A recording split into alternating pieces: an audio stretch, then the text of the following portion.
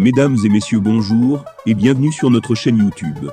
L'information en Afrique et dans le monde en continu.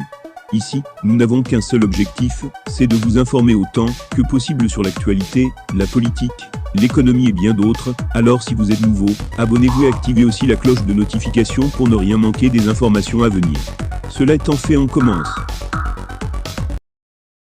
Eh bien les amis, toujours du côté du Burkina Faso, la situation est vraiment très perturbante avec un côté de la population qui soutient Paul-Henri Damiba Sandaogo et un autre côté de la population qui soutient le capitaine Ibrahim Traoré. Cela est vraiment très difficile à comprendre sur le territoire burkinabé. On ne sait pas ce qu'il faut faire, mais plusieurs acteurs dénoncent des exactions. Des populations ont apporté leur soutien au capitaine Ibrahim Traoré et ses camarades à la place de la Nation ce dimanche 2 octobre 2022.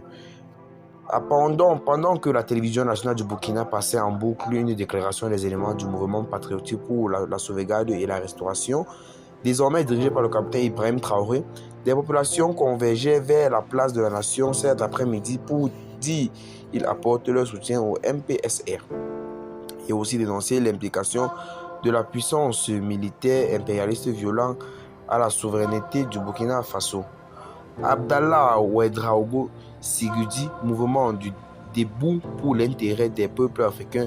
Abdallah Ouedraogo Sigudi, qui est réclamé du mouvement debout pour l'intérêt des peuples africains, mégaphone en main, a laissé entendre: nous sommes actuellement sortis sur le terrain parce que ceux qui ont fait les coups salutaires salvateurs hier nous informent que l'armée française veut se mettre du côté de Damiba pour déstabiliser le capitaine Traoré Ibrahim et ses camarades. Dénonçant donc ce qu'il qualifie de violation de la souveraineté d'un État, il a mis en garde le peuple burkinabé, particulièrement les populations de Ouagadougou, et si le peuple ne sort pas massivement, ils peuvent tirer.